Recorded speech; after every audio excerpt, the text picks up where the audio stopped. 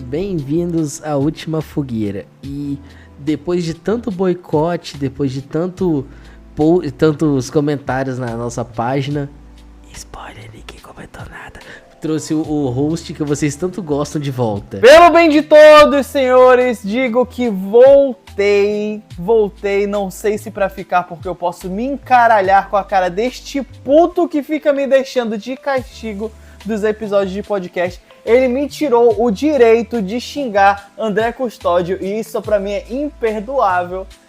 Mas por hora estou de volta porque, querendo ou não, sou uma putinha desse grande ursão que se chama Lucas Maceda e desse lindo podcast que se chama Última Fogueira, rapaziada. E hoje temos um episódio planejadinho com um tema muito lindo, muito gostoso de ser falado, não é mesmo, meu querido amigo?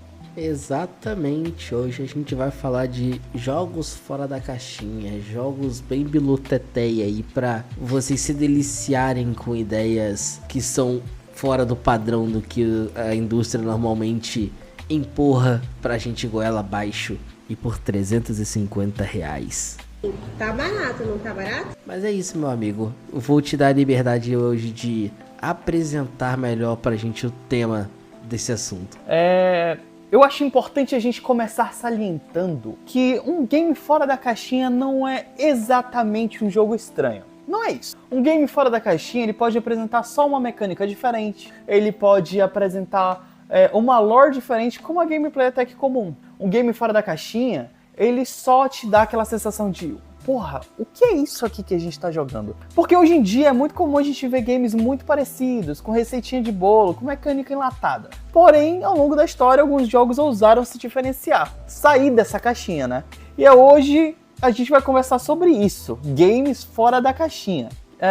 Com propostas diferentes, propostas que faz a gente falar, mano, mas que porra é essa que tá acontecendo aqui? Mas por que não a gente também fazer uma viagem no tempo? Até porque muitos games que hoje em dia são comuns, um dia já foram inovadores, não é mesmo, meu caro amigo Lucas Caceta? Caralho, exatamente. Todo jogo fora da caixinha um dia já foi uma tentativa de inovação. Então, jogos que consideramos fora da caixinha um dia foram vistos com estranhos e, assim, com conceitos estranhos, melhor dizendo, e depois melhor popularizado em jogos com investimento muito maior. Jogos, por exemplo, como os famosos RPG de turno, um dia já foram um conceito fora da caixa, numa era onde só existia jogos de plataforma, por exemplo. Porra, mas amor de ficado só na caixa. Puta que pariu. Mas continua, desculpa. Só queria deixar meu preconceito claro aí. Que isso, cara. Ou jogos stealth mesmo também. Já foram um conceito de jogos diferente em um momento onde a gente tinha jogos que cada vez mais eram por um lado de ação. E naquela época, cara, eu tava dando uma pequena pesquisa aqui e pra você ter uma ideia, Metal Gear... segundo a minha pesquisa, não é uma coisa que eu tenho dentro da minha mente, mas foi criado em 1987, bicho. Caralho, eu não acredito que esse bagulho é tão antigo assim. E pensa, por uma mente totalmente perturbada e genial que é a mente do seu Hideo Kojima, né, velho? Então, cara, é uma coisa que até hoje é um jogo fora da caixinha, né, cara? A gente fala sobre jogos que um dia já foram um conceito diferenciado, mas que hoje em dia se tornaram comuns. Velho, até hoje, se você olhar, por exemplo, pra Metal Gear, já é uma criação diferente, né? Mas eu não vou gastar muita pauta agora sobre isso, porque a gente vai tratar um pouco mais sobre Metal Gear pra cá pra frente. Por enquanto, eu só queria começar te perguntando nesse primeiro bloco, o que é essa bendita dessa caixinha? Pra gente conseguir deixar em pratos limpos. Na tua opinião, meu brother, o que é a caixinha? Entenda a caixinha como um conceito de prateleira.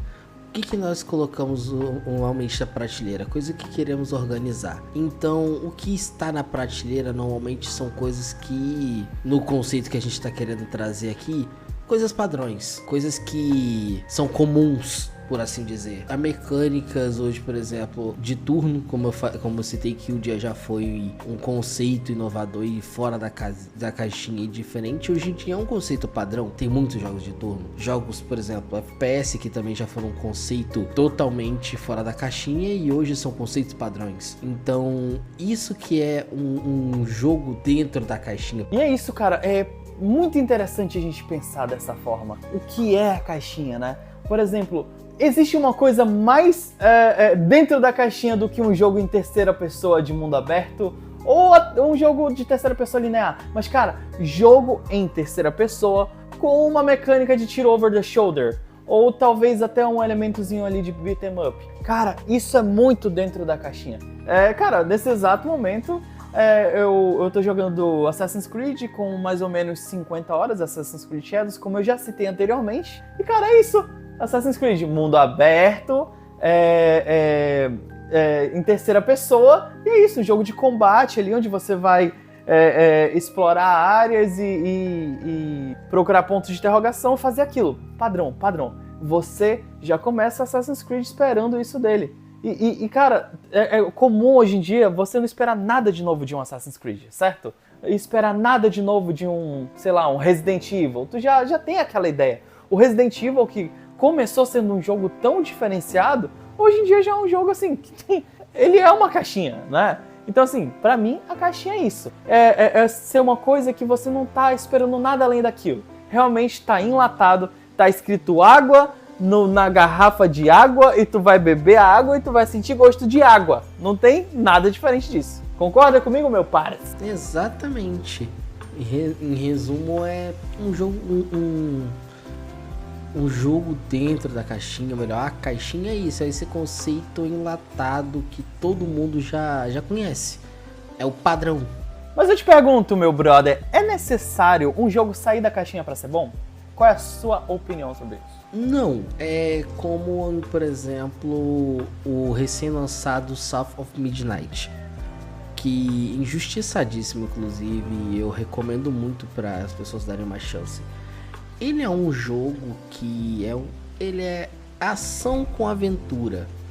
E, cara, ele é o mais dentro da caixinha possível. Mas ele é um arroz e feijão bem feito. Então, do que interessa uma mecânica inovadora se às vezes ela não é tão bem aplicada? Enquanto jogos muito mais simples fazem um arroz e feijão direito, é bem divertido tanto quanto. É isso, né, cara? Tu tem razão. Eu não tinha pensado por esse lado. A caixinha ela é arroz e feijão, né, bicho? É isso. Basicamente é o básico do básico, mas quando o básico ele é bem feito, cara, o que a gente pode falar mal de um básico bem feito, né, velho? O básico bem feito, às vezes é tudo que a gente precisa pra ser feliz, é um básico bem feito, né, velho? Exatamente. E assim, é legal a gente trazer o que é a caixinha, como a gente tá trazendo agora, mas a gente também procurar entender um jogo que já nasceu fora dela. Inclusive a gente até fez uma pequena listinha pra gente conseguir entender e discutir o que é um jogo que ele já nasceu fora da caixinha. Um jogo assim que ele foi pensado para ser diferente. Muito me interessa que você falou que ia falar sobre Siren nesse jogo. É um jogo que eu ouvi você conversando sobre ele com o André. E, cara, o jeito que vocês me falaram falaram no podcast sobre esse jogo, me abriu muita vontade de jogar, tanto que eu baixei. O que tu tem pra me falar sobre Siren, que é um jogo fora da caixinha, que já nasceu diferenciado? Cara, como eu disse no episódio anterior, ele é criado pelo mesma cabeça que criou Silent Hill. Silent Hill é um jogo mais arroz com feijão possível de terror. Ele é um jogo sobre um personagem que não tem treinamento militar e tem que sobreviver aos horrores de uma cidade fantasma e resolver o desaparecimento da filha dele. Ponto. Em resumo, cruamente é isso. Então é o mesmo explora, puzzle, coleta recursos, evite batalhas, gerencie o inventário, guarde munições para chefes ou inimigos que você não tem como evitar, coisa que o pessoal já conhecia de Resident Evil e jogos do tipo. Siren, ele é um conceito diferente porque, primeiro, ele não é uma cidade, ele não é uma mansão, ele não é o estilo de jogos padrão de terror. Ele é um terror rural, ele é um terror que se passa no meio do mato ou em lugares muito remotos. Ponto 1. Ponto 2. Siren não é um jogo para você ter que lutar com inimigos. Até porque os inimigos não morrem. Você, no caso, neutraliza eles. Mas eles vão voltar. Eles vão ficar neutralizados por um tempo. Então, você tem que administrar o que você vai usar como recursos, tipo lanterna, coisas do tipo. Não é recomendado você usar o tempo inteiro porque alerta os inimigos. Você tem mais de um personagem e às vezes na mesma fase simultaneamente, então você tem que criar estratégia de como utilizá-los para poder passar por aquelas áreas. Terceiro, mas cada personagem tem um atributo diferente? Por assim dizer, sim. Até questão de armamento e tal, mas... Terceiro ponto, esse jogo ele não é contado exatamente numa sequência linear. Você vai passar por espécie de blocos com cada personagem ali. E os objetivos normalmente são tipo fugir, coletar itens e coisas do tipo. E meio que você vai juntando a história de todos para formar o resultado final para você entender. Você não vai ver pela perspectiva de um personagem só. E o principal diferencial é você tem uma visão do inimigo. Você vê pela perspectiva do inimigo. Também, o inimigo vai fazer uma ronda padrão. Você tá numa área, você quer saber para onde o inimigo tá. No Resident Evil, você ficaria no stealth seguindo até ver o inimigo. Em Siren, você consegue ver pela perspectiva do inimigo, se ele está chegando perto de você. Literalmente pela visão dele. Mas como? Tu possui o inimigo ou sei lá, é só uma mecânica dentro do jogo? É uma mecânica dentro do jogo, mas você vê como se estivesse tipo possuindo o inimigo. Você não tem controle sobre ele, mas você tem a visão dele. Que loucura, um negócio diferenciado mesmo. Eu não tava esperando um negócio desse. Eu nunca vi isso. Eu acho que eu nunca vi isso, não. Talvez em Agony, mas pelo amor de Deus, Agony não é nada que se mereça ser citado. Então, Siren é o máximo de jogo, assim, totalmente fora dos conceitos de um survival horror comum, cara. Mas aí, ele é jump scare ou ele é mais terror psicológico? Terror psicológico. Ele é bem mais terror psicológico, é o ele não pior é... tipo que tem, né, bicho? Exato, ele não puxa muito pra esse lado de terror, jumpscare e tal. Isso aí eu acho que não é muito comum em jogos japoneses, esse tipo de abordagem.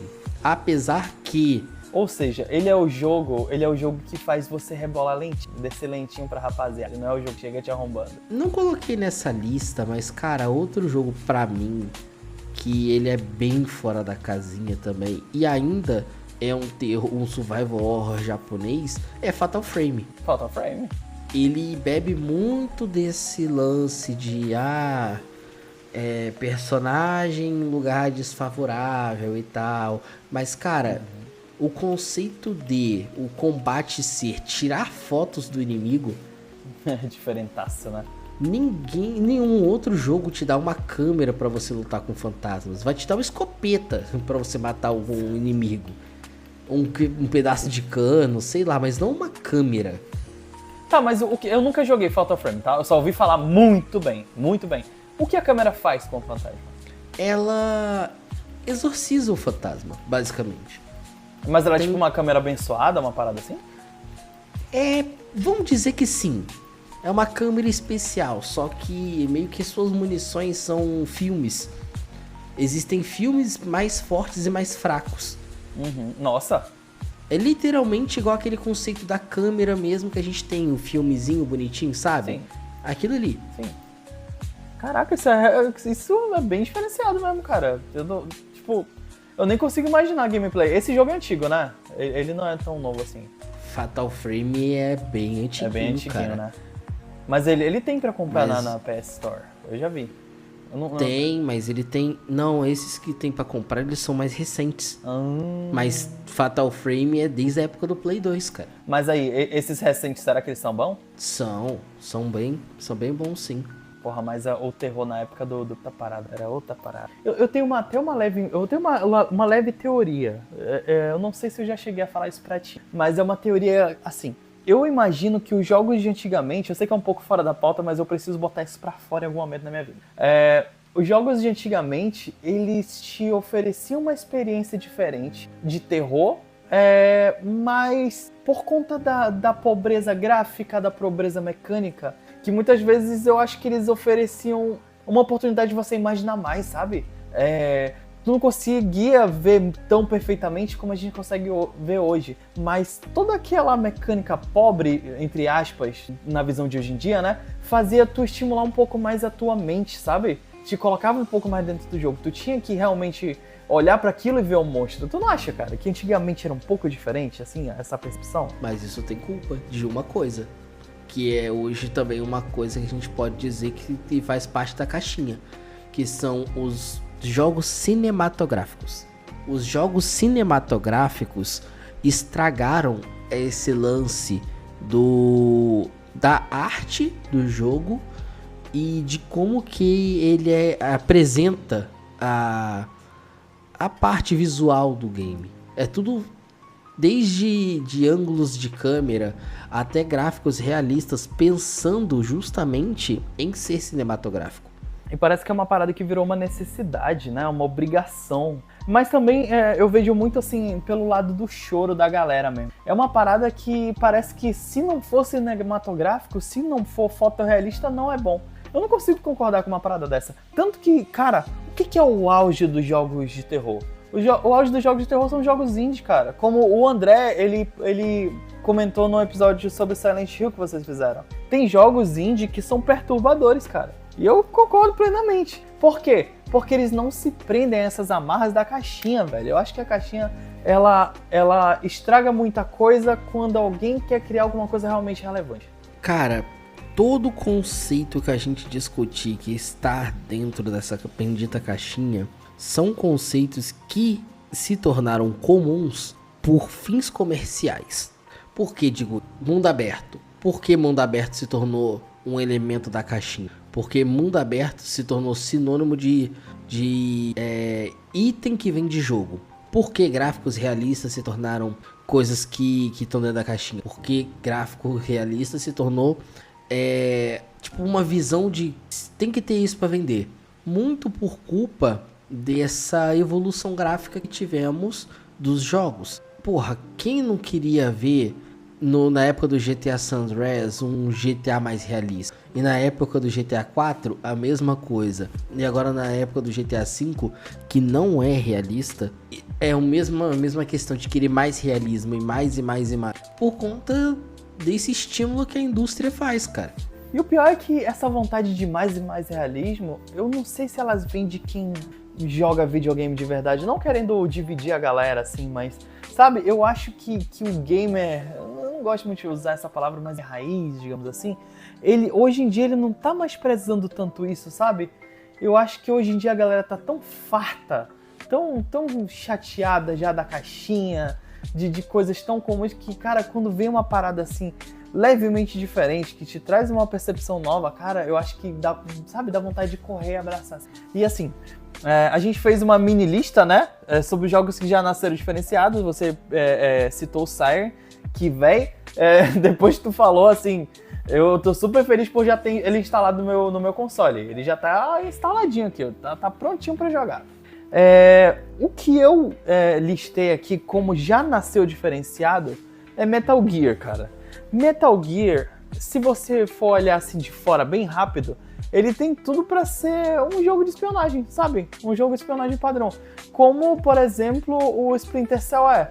O Splinter Cell é um jogo de espionagem extremamente bem feito, sim. Ótimo, cara, eu adoro Splinter Cell. Mas, cara, o Metal Gear, que veio bem antes, óbvio, que é o precursor de Splinter Cell, né? Cara, é cada coisa diferenciada, que abraça um pouquinho a galhofa, mas é uma galhofa que abraça e que a gente aceita. Por exemplo, cara, tu se esconder debaixo de uma caixa no meio do nada, tu tirar a caixa do nada, assim, e se esconder debaixo dela. Man, é a caixa fora da caixinha, pô! É genial! Genial! Kojima é diferenciado, velho. Tem aquelas mecânicas de você poder fumar um cigarro para determinadas partes do jogo, se eu não me engano, eu não lembro se é para se acalmar ou para se tentar, eu não lembro, faz muito tempo que eu... Aquele lance da frequência do rádio, cara. Tem momentos que você tem que mudar a frequência do rádio para determinadas coisas. E, pelo amor de Deus, eu não tenho como falar uma parada dessa sem citar o Psycho Mantis.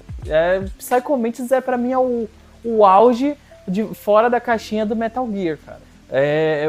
Como que o Kojima pensou num cara que ele lê o teu memory card e fala os jogos que tu tá jogando, velho? Cara, pra mim aquilo é sensacional. Muita gente cita isso e às vezes esquece de citar que ele também fazia o truquezinho de fazer o controle vibrar, né? Ele fazia lá os parangolé dele com a mão lá, olha o que eu vou fazer e tal. E o controle da pessoa vibrava, velho. E tu ficava, meu Deus, que porra é essa? É isso que é fora da caixinha. Cara, eu acho que Metal Gear, ele é um auge, assim, do auge do auge. Eu acho que é por isso, cara, que o Kojima é tão consagrado, assim. Cara, inclusive, você esqueceu de citar uma mecânica que vai sair no Metal Gear Solid 3 Remake, porque existia no original, que era o conceito das roupinhas. Cada roupa era uma camuflagem que você tinha que usar para diferentes áreas. Isso você não tem comum em outros jogos. Cara, tem a parte também de você usar animais da selva como alimento. Tem vários elementos que Metal Gear implementou que não necessariamente outros jogos replicaram, mas que faz ele ser diferente, ele ser difícil de colocar num padrão, numa prateleira de que tipo de jogo ele é. Sim, sim. E cara, tem... Não só isso, né? Por exemplo, batalhas de chefe, como eu já citei o Psycho Mantis, e tem aquele outro chefe que eu acho que é o The End, o nome dele. Eu não lembro se é esse o nome dele, mas é aquele velhinho, sabe? Que ele é um sniper. Eu acho que é o The End mesmo. Que você luta contra ele em uma selva. E é todo aquele lance, você tentando ali flanquear ele pra tentar surpreender. Mas o velho é um puta de um sniper fodão que te acerta e te mata muito fácil. Aí o que o Kojima fez? Botou um sistema muito safado, o sistema desse jogo. Se você alterar a data do seu videogame um pouco mais pra frente, eu não sei quanto tempo ao certo, o velho morre. O velho morre porque ele já é velho. Cara, puta que pariu. Mano, isso é muito fora da caixinha. É muito diferenciado. O Metal Gear, cara, ele tem esse quê, essa pegada. Até o Metal Gear Phantom Pain mesmo, sabe? Teve muita coisa muito legal nele. O sistema de Fulton, que é aquelas entregas, né, de balão, que tu pode até usar pra nocautear o inimigo. Tem uma fase que você também luta contra uma mulher, que ela é uma sniper. E pra você conseguir recrutar ela, tu tem que usar o Fulton pra... Eu acho que é Fulton o nome, cara. Eu não lembro bem. Faz muitos anos que eu joguei o Metal Gear Phantom Pain. Pra você jogar uma carga na cabeça dela, pra ela desmaiar, pra você conseguir capturar ela e recrutar ela. Bicho, tá doido, cara. Isso é muito legal. E não é uma parada que o jogo escancara. É uma parada que o jogo só joga pra ti e fala, meu filho, existe isso. Por que você não tenta fazer? E assim, eu vi que na nossa listinha tu também citou o Nier Automata. É um jogo que eu vejo vocês falarem bastante sobre. Nunca me interessei, admito que nunca me interessei pra jogar. E, cara, eu tô muito interessado de saber o que tu tem pra falar sobre esse game aí, bicho. Cara, Nier Automata é um caso de jogo que ele te vende a experiência, por assim dizer, de uma forma. Mas uma forma que é uma fina camada do que de fato o jogo é. Qual é o comum? Você zerar o jogo e ter entendido a história, certo? Não é assim que funciona com o Automata. Na verdade, com nenhum Nier. O jogo vai te contar a cada run. Porque a cada run você vai jogar rotas diferentes. E cada rota diferente vai ter coisas diferentes, não são finais alternativos. São fragmentos da história que você não viu antes. Então... Mas nesse caso, o que é a rota? A rota, elas são escolhas ou realmente o caminho Não, que você segue? a rota é literalmente o conceito de... Cara, como posso dizer? Ciclos. Como se fosse ciclos. Só que a questão é que cada ciclo não é ciclos diferentes. São fragmentos do mesmo. O que você viu na rota A, você vai ver na rota B também. Mas na rota B você vai ver coisas que você não viu na rota A. E na rota C você vai de fato começar o jogo, porque a rota C começa tudo diferente. Porra, mas tem uma caralhada de rota, então? Vários finais ou várias histórias diferentes entrelaçadas? Eu não entendi bem. São 27 finais. Uau! Mas, Uau! pra você entender... É porque é cada letra do alfabeto. Uau! Mas...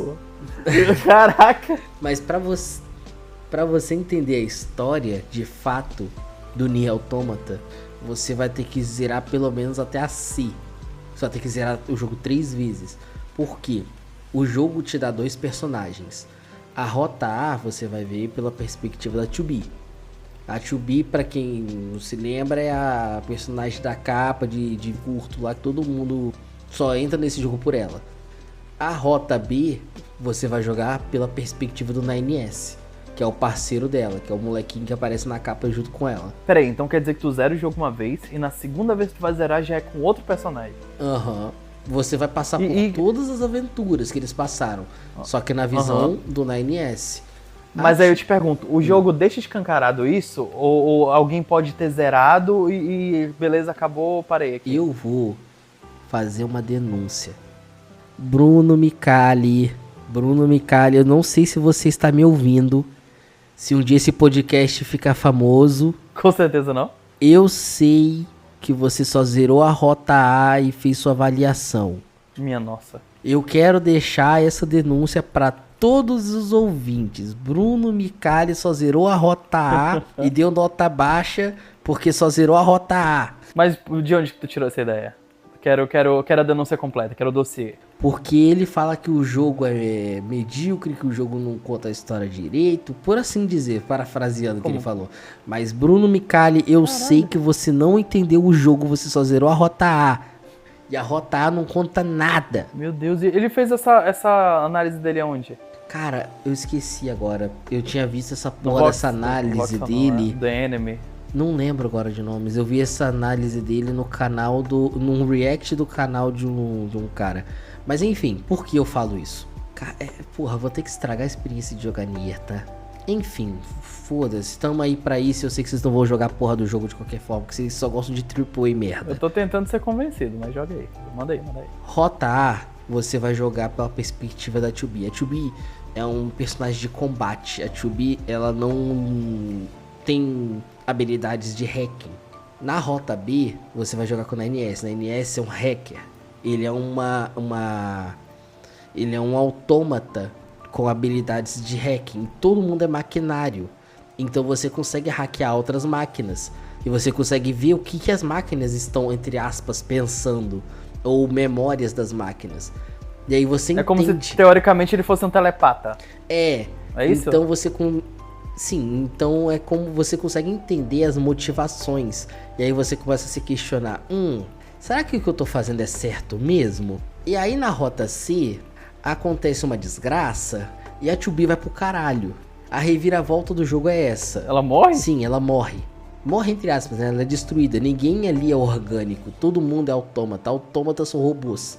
Então por isso eu tô falando, a rota C é quando o jogo começa de verdade. Porque a rota A e B é só como se fosse um grande prólogo. Pra rota C tudo ir pras pi. E aí o final D é uma variação do final do C. Porque você vai ter uma escolha no final. Então por isso que eu falo, é um jogo que você tem que jogar 3 vezes pra entender a história. E isso não é convencional. Não existe jogo que vai te obrigar 3 vezes a zerar pra você. E fora que o jogo usa elementos de outros jogos. Por exemplo, os... Caralho, como é que é o estilo? De navinha. Tem um nome pra esse gênero que eu esqueci. Eu só conheço como jogo de navinha. Enfim, ele usa esse tipo de mecânica, ele usa outros minigames. Cara, ele meio que homenageia estilos clássicos de jogos, como minigames dentro do mesmo jogo. Então ele é um jogo muito... Cara, é difícil, porque é facilmente você cometer o erro de ir lá e colocar ele na prateleira dos JRPGs. Tá, ele mas ele não é só. Ele tem muita mecânica que você não vai ver em outro jogo. Cara, e quem joga esse jogo, eu não vejo um ser humano que joga e não rasga elogio, pô. Que não deixa de falar, meu Deus, que esse jogo é realmente muito bom. E é aquele jogo que flerta com a minha vontade de jogar, sinceramente. Eu espero que eu tenha essa oportunidade de jogar algum dia. É um jogo, cara, sinceramente, eu acho um puta desperdício as pessoas não darem pelo menos uma oportunidade. Então, eu recomendo, provem, experimentem Nier, mas joguem com vontade, não joguem só com vontade de zerar uma vez e ir embora e dar uma de Bruno Micali, porque ele não jogou essa merda direito, e ele é pago pra jogar essa merda direito. Então, é isso, rapaziada. Já entreguei um pedaço da graça. Mas aí, eu te pergunto, ele é fora da caixinha pelas mecânicas, pela lore, ou é o conjunto da obra? Tem alguma coisa dele que deve ser dentro da caixinha, né? Mas no caso, o que faz ele fora da caixinha... Conjunto da obra, e eu não vou entregar a história. Já entreguei demais aqui o que acontece nas rotas. Então, cara... Nier nasce do final alternativo de um outro jogo, pra vocês terem ideia do quão aleatório. Ele é literalmente um what if. Mas como assim? Outro jogo? Assim, totalmente outro jogo? Existe uma franquia chamada Drakengard. Essa franquia é bem underground. Só se você fosse um japonês nos anos 2000 pra vocês conhecerem Drakengard. Enfim, essa franquia é uma franquia bem série B. E, cara, é uma das minhas franquias favoritas de jogo Dark Fantasy medieval. E tem um final do primeiro jogo, um final alternativo, em que o protagonista vai parar em Tóquio. Uma Tóquio dentro do jogo? Não, em teoria uma Tóquio real. Tanto que a cena é em live action. E Nier é como se... Caralho, tipo, é como se fosse realmente... Uma quebra de quarta parede? Então Nier nasce de um what if de Drakengard. Se o protagonista viesse pro nosso mundo. Aí alguém pensou, uau, isso daria um bom jogo? Nasceu Nier. É isso? É. E aí tem o que acontece. Nier Replicant, que se passa antes do Autômata, porque o Autômata é depois da desgraça. Porque, nossa, tem muita coisa pra explicar. Tem quantos? São dois Niers? Tem muita coisa pra explicar. Cabe um episódio sobre Nier? Com certeza. E uma coisa que, assim, estressa, porque isso já, por mais que seja fora da caixinha, eu acho uma decisão estúpida do diretor de Nier, é que ele não conta a história só dentro dos jogos.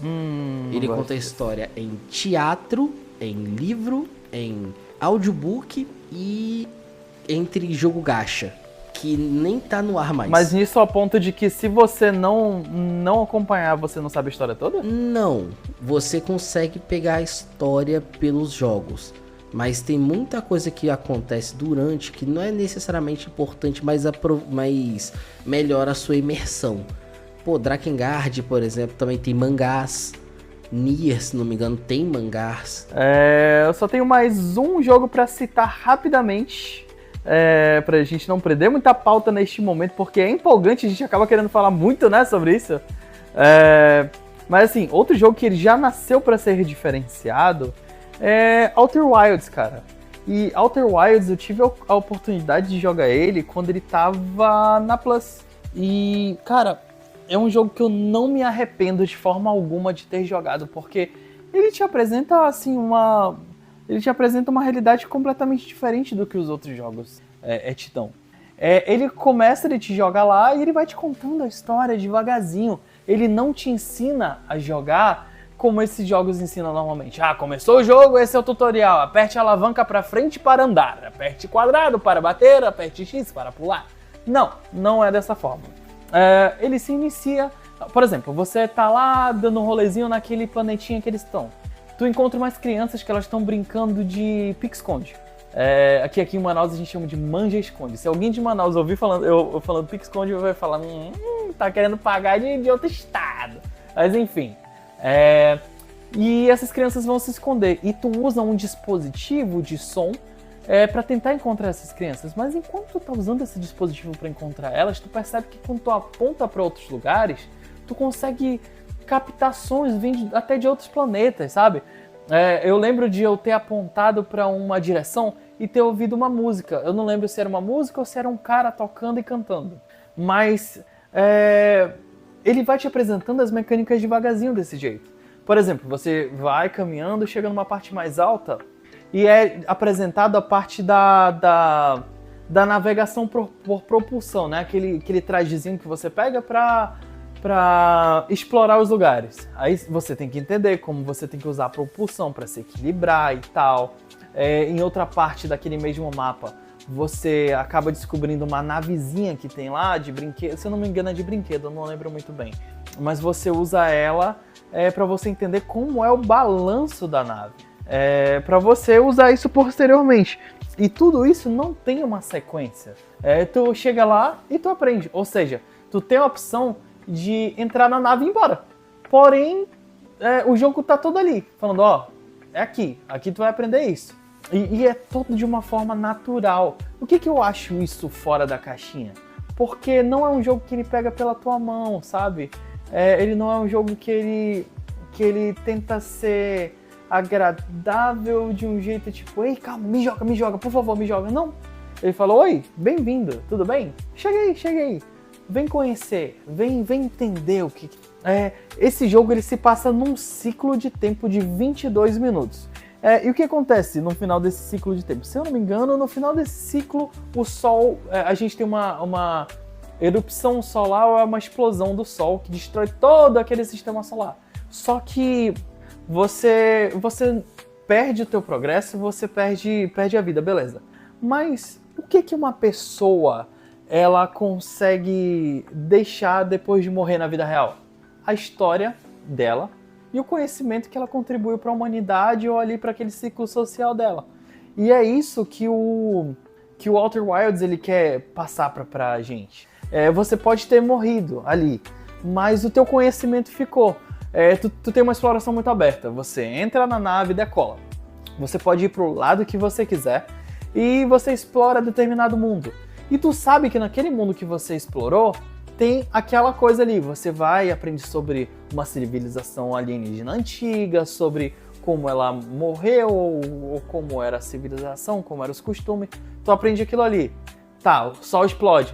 Tu não traz nada, só traz o teu conhecimento.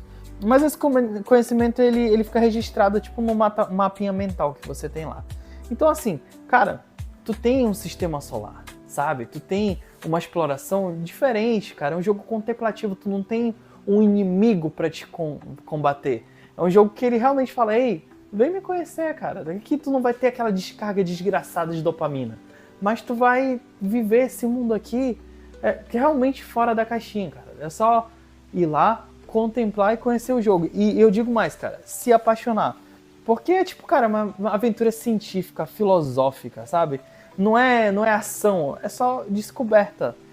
Cada pedaço do mundo ele foi feito à mão, com uma intenção pela equipe que criou ele. Não é à toa que, porra, é um jogo que ele é publicado pela Annapurna. Eu não sei você, meu brother. Hoje em dia nem tanto, né? Porque a Annapurna meio que acabou, assim, mandou todo mundo embora porque a divisão de games queria ser mais independente. Teve aquela treta toda. Mas, cara, quando a galera se demitiu... Isso, a galera se demitiu em conjunto, não foi isso? Eles estavam em uma negociação lá e a galera não aceitou a negociação, certo? Acho que por uma espécie de independência. E aí a galera foi, todo mundo, vou vazar então. E eles fundaram outro estúdio juntos, não foi isso? Se eu não me engano foi. Mas assim, quando você ouve falar de Annapurna, eu não sei tu, cara, mas eu sinto assim um respeito muito grande. Porque a Annapurna, ela é uma empresa de jogos fora da caixinha, basicamente. O próprio Stray, cara, ele não é completamente fora da caixinha, mas porra, é um jogo de gatinho contemplativo ali, que ele tem aquela sensação de que você entra e você sente um jogo diferente, certo, filho? E tendo falado sobre essa pequena lista que a gente fez, eu acho legal a gente começar a entrar no nosso próximo bloco, que é falar sobre o que era inovador, mas agora é um jogo comum. Me dá um exemplo aí sobre um jogo que ele era inovador, começou diferenciado, mas hoje ele é um padrão de mercado. O que tu Vou acha? pela temática desse podcast, né? Que é Dark Souls, que hoje em dia virou o pai do gênero de Souls-like, e hoje em dia é um gênero que, sinceramente, na minha visão como fã, tá em declínio. Porque teve seu auge, teve jogos que, nossa, tipo, fizeram um alarde, mas que a receita em si tá chata. Sério? Tu, como um grande fã de Souls-like, tu diria isso, boy? Cara, é porque, porra, eu não quero ser puxa-saco também da From Software, mas a verdade é que muito do que faz o gênero ser bom é o tempero que ela consegue colocar nos jogos dela. E ultimamente os jogos do gênero, né, não tem esse mesmo carinho, esse mesmo apreço que a From consegue colocar. Então são jogos que, porra, não dá tanto ânimo. A ideia da mecânica é legal, mas a ideia da mecânica nos jogos da From é uma fatia desse grande bolo, né? Enquanto outros jogos focam muito mais em ser só essa parte do combate e dane-se o que faz o Dark Souls ou Elden Ring ser especial. Que é, cara, os chefes, eles fazem o gênero ser bom. O estilo de builds que faz o jogo ser bom. Os NPCs e suas quests. Eu acho que os outros jogos Souls-like, eles pecam nessa parte. Eles não conseguem fazer personagens que convencem, quests que, porra, sejam animadoras. E por isso que pra mim que, sei lá, mano, é um gênero em declínio. Eu acho sinceramente que hoje é muito mais provável o action voltar pros holofotes, por exemplo, o que tá acontecendo com os Sekiros-like, por assim dizer. O Sekiro, ele tem aqueles elementinhos ali, mas ele não é completamente Souls-like, né? Apesar de ser realmente um jogo difícil. Eu não joguei Sekiro ainda, mas tenho muita vontade. O Sekiro não é um Souls-like. O Sekiro, ele é muito mais próximo do que sei lá, um Ninja Gaiden do que um Dark Souls. Entendi. Ele é um jogo de ação, aventura, com um pouco mais de dificuldade, mas não necessariamente um jogo Souls-like. Mas ele tem o sistema de bonfire e tudo mais? Cara, tem, mas assim, se a gente for só considerar o sistema de bonfire como uma ideia principal para ser um Souls-like, Final Fantasy desde o 10 é um Souls-like também. Ele tem essa sistemática também? Ué, o sistema da bonfire é o quê? Você chegar num ponto ali para você descansar e resetar os inimigos, certo? Sim, certo. Final Fantasy faz isso desde sei lá quantos anos atrás, cara. Uau, eu não sabia. Eu não sou um grande acompanhante de Final Fantasy. Eu amo o 15, mas é o 15. Eu ainda vou jogar o 7. Na real que eu não sei o 10. E não me lembro dos de Play 1, né? Mas eu consigo, por exemplo, citar o 12. O 12 sim, que ele era um jogo onde você conseguia ver os inimigos na área, que já não era batalha randômica. Mas você chegava em determinados momentos lá, que você chegava perto de um cristal para salvar, aquele cristal curava toda a sua party e resetava a posição dos inimigos. Então, tipo assim, é um Souls-like? Caraca, bicho. E isso a gente tá falando de um jogo de, sei lá, 2004. Sim. Cara, e eu não sabia, cara. Eu não sabia que já essa dinâmica já existia. Tanto que eu pensava que era realmente uma dinâmica Souls-like, sabe? Lucas Maceda não é só podcast, também é cultura e ensinamentos. Gostei de descobrir isso. Outro jogo, assim, com essa mesma ideia de que, por exemplo, o Demon Souls, ele criou toda essa dinâmica de Souls-like e que hoje em dia ele já é uma coisa padrão, né, como você falou. Outro jogo que a gente pode citar, que eu listei aqui, é o Assassin's Creed, né, velho? O Assassin's Creed, Ele foi lançado em 2007. Lembro-me muito bem porque joguei na época. Aí a gente vai lá pesquisar e não é. Mas enfim, joguei em 2007. Na época do lançamento eu joguei ele, tive o prazer de jogar.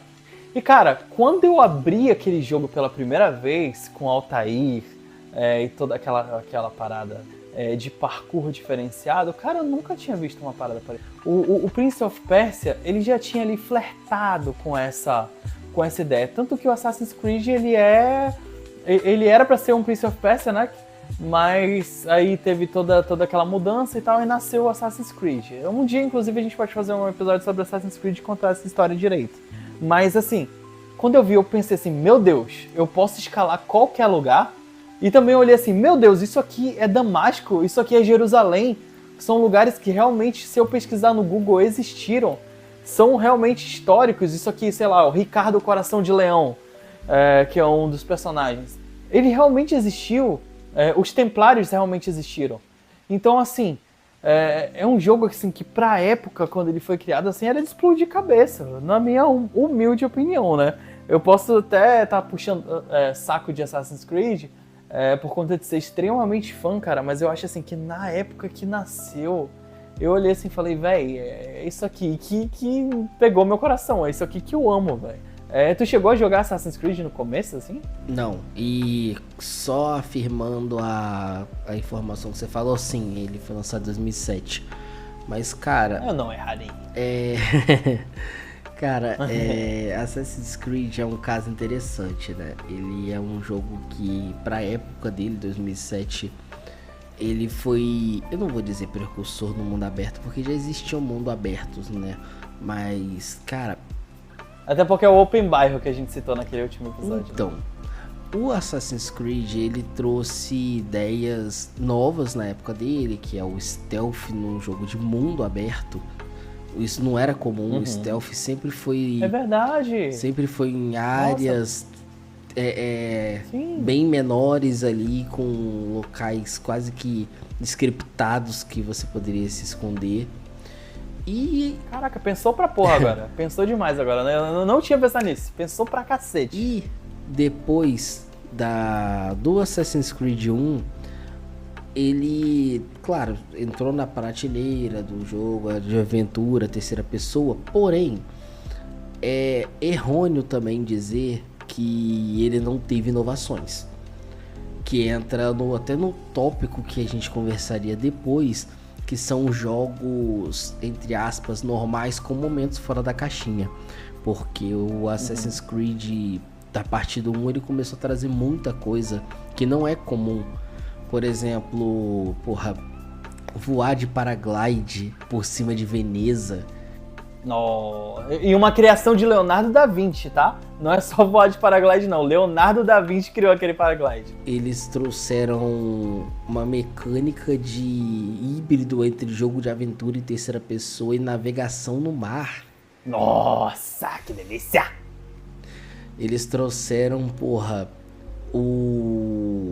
pro Assassin's Creed... Ai, Jesus. Caralho, esqueci o nome dele. O Syndicate... Que você tem aquela mecânica do grappling. Grappling hook, né? Maravilhoso. Então a franquia sempre trouxe, desde o primeiro jogo, algumas inovações, mesmo que pequenas. O jogo por si só entrou numa prateleira padrão de jogo de aventura de terceira pessoa. Não, hoje é mas totalmente. Mas ele sempre trouxe alguma coisinha diferente ali para poder justificar que o jogo teve alguma inovação e que muitas das vezes não são mecânicas que você acha padrão em outros games. Que outro jogo que você conhece que tem navegação no mar? Posso dizer Sea of Thieves, mas quantos anos Sea of Thieves surgiu depois? Assim, a atual lançou o Yakuza parte Yakuza em Hawaii, né? Que tem essa parada, mas aí já veio muito depois, né? Mais de uma década depois. E cara, uma parada assim que me conquistou muito em Assassin's Creed foi quando eu joguei Assassin's Creed 2, né? Que, como eu já citei o Leonardo da Vinci, cara, assim, na ordem dos assassinos, desde a primeira lâmina, quando ela foi A história da primeira lâmina ela veio já posteriormente a Assassin's Creed Odyssey, mas cronologicamente né, ela veio antes, que é um cara que ele tava se revoltando contra o Rei Xerxes e blá blá blá, isso a gente fala no episódio sobre Assassin's Creed. Mas assim, o que acontecia? A lâmina saía e a forma que ela saía, ela ia na direção do dedo e cortava o dedo da pessoa. Isso acabou se tornando um ritual dentro da Irmandade de cortar o dedo e retirar aí como um sacrifício, como um pacto para você se tornar um assassino, né? E já a lâmina ela entrava no lugar do dedo. Ela substituía aquele dedo, né? E logo depois da história do Altair, quando ele escreve o Codex, ele pega a maçã do Éden e escreve um Codex que ele estuda a maçã do Éden, tira muitos conhecimentos dela e escreve esse Codex. O Ezio Auditore pega esse Codex que o Altair escreveu e ele dá pro Leonardo da Vinci analisar e entender. E assim, uma coisa que na época, pra mim, era muito fora da caixinha, muito interessante você pegar uma história toda dentro da loucura de Assassin's Creed, Maçã do Éden, Altair, Ezio, e tu entrega pra quem? Pra um cara que existiu, cara, pro Leonardo da Vinci. E o que ele faz? O Leonardo da Vinci, ele estuda o Códex do Altair, ele altera o projeto da lâmina oculta e a partir daquele momento não é mais necessário você perder o dedo pra entrar na ordem. Puta que os pariu, isso é muito gostoso, cara, é apaixonante, cara, assim. No mínimo é incrível. Desculpa ter falado demais, mas me empolgo falando de Assassin's Creed. Cabe um episódio a gente falar de Assassin's Creed aí por sei lá quantas horas. E olha que tem coisa pra caralho pra se falar sobre essa franquia. E eu hablo. Quando é pra falar de Assassin's Creed, eu falo pra caralho. Mas é isso, cara. Tem o tópico que eu já dei uma furada um pouco de assunto, que são jogos com momentos fora da caixinha, que são jogos que a gente já pode colocar numa prateleira, que eles têm um estilo famoso pré-definido, mas que, como eu disse no caso do Assassin's Creed, eles têm momentos que furam um pouco do que é o ritmo padrão dos jogos do gênero. Então eu vou, agora que você tá com vontade de hablar, vou deixar você hablar um pouquinho sobre o jogo que você escolheu para poder falarmos sobre esse tópico. Eu não poderia ter escolhido outro. O jogo que me fez uma puta, o jogo que fez eu demorar pra cacete pra platinar, meu parceiro. Mas cada minuto, cada segundo que eu joguei Death Stranding foi uma perfeição na minha vida. Cara, o Death Stranding, ele tem muitos elementos dentro da caixinha, que é, deixa eu ver, gerenciamento de inventário, que é uma coisa que hoje em dia é muito comum, sistema de tiro over the shoulder, que não é tão bom, tá? Não é tão bom o sistema de tiro de Death Stranding, não me matem, mas a realidade é essa, não é tão legal. Mas, cara, o fora da caixinha do Death Stranding, ele é uma delícia. A parte fora da caixinha dele, bicho, é assim, é totalmente fora da curva. O Kojima, ele citou assim que quando ele criou o Death Stranding, ele cita muito uma analogia que ele faz com graveto e eu acho que com laço, alguma coisa assim. Mas o que ele quis dizer é basicamente assim: quando a gente joga jogos hoje em dia, a gente busca por agressão, digamos assim. A gente busca por superar um adversário, busca por superar um inimigo. Porém, em Death Stranding, ele quis trazer mais à tona esse lado da cooperação. E cara, ele é um jogo cooperativo online, só que é single player. E como é que isso acontece? Uma pessoa vai e tá ali jogando e ela deixa uma escada ali. E tu chega num lugar que tu precisa muito de uma escada. E tu vai encontrar essa escada lá. E tu vai colocar ela pra subir nesse lugar que você precisava muito dessa escada e você não tinha. E assim, eu acho isso muito interessante porque ele cria uma sensação de unidade entre as pessoas. O Kojima, ele quis criar essa sensação de cooperação, mesmo você não estando vendo a pessoa. Coisa que você vê muito também em um jogo chamado Journey. Eu acho que tu conhece o Journey. Mano, Journey, ele tem essa parada também. Tu tá jogando ali o jogo naquele mundo meio desértico, ali sozinho e tal, explorando, e do nada tu encontra uma pessoa. E cara, eu já ouvi relatos lindíssimos desse jogo, que você tá lá jogando com aquela outra pessoa e muita gente não sabia que era outra pessoa.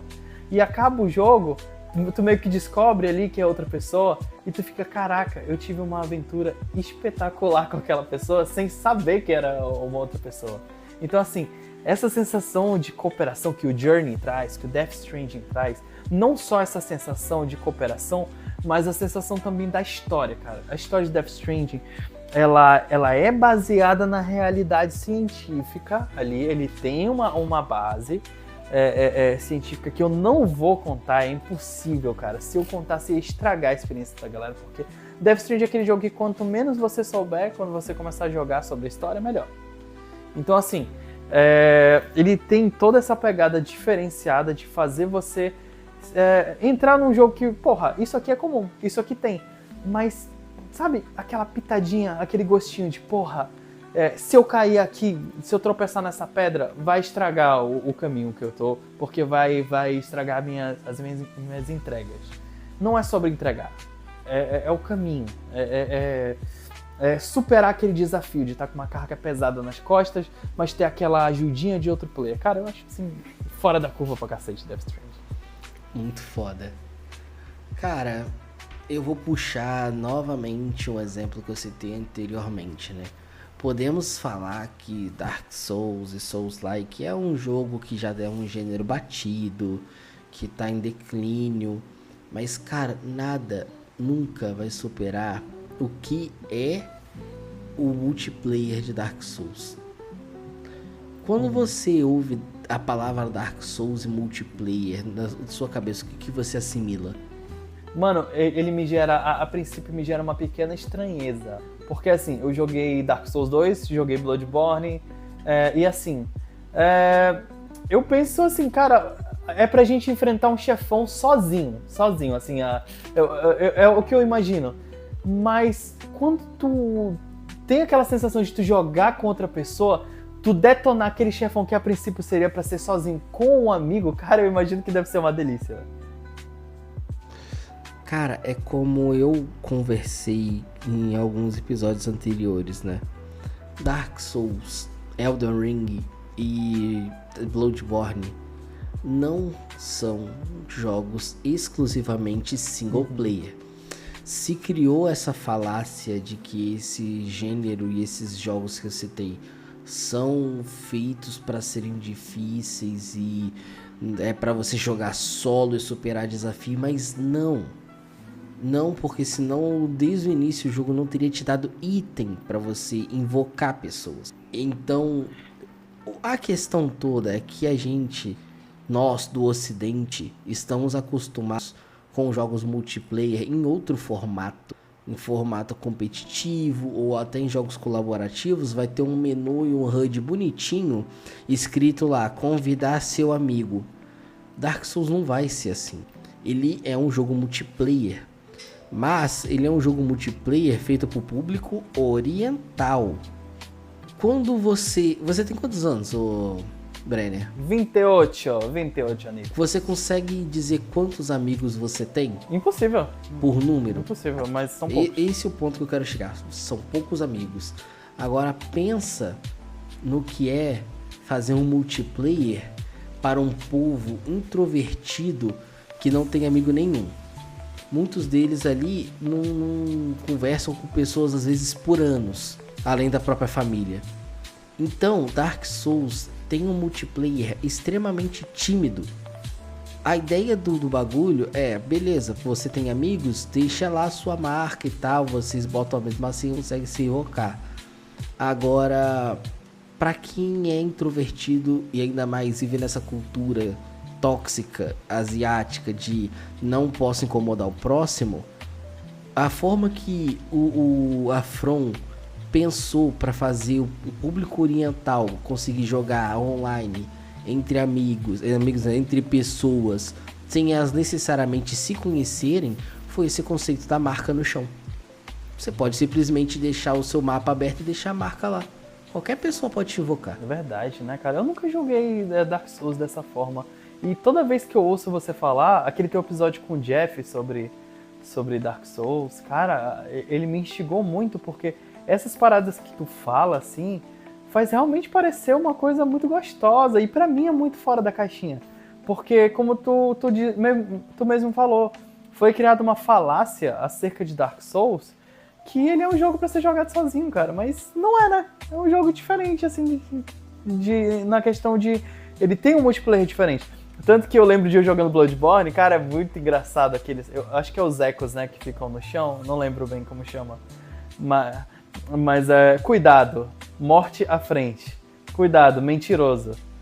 Cara, é incrível. Cuidado, queda, sabe? Não é só a questão de você invocar ou invadir o mundo de alguém, mas tem a mesma colaboração que, sei lá, já pensou, o Kojima pode até ter se inspirado nisso, né, no Death Stranding.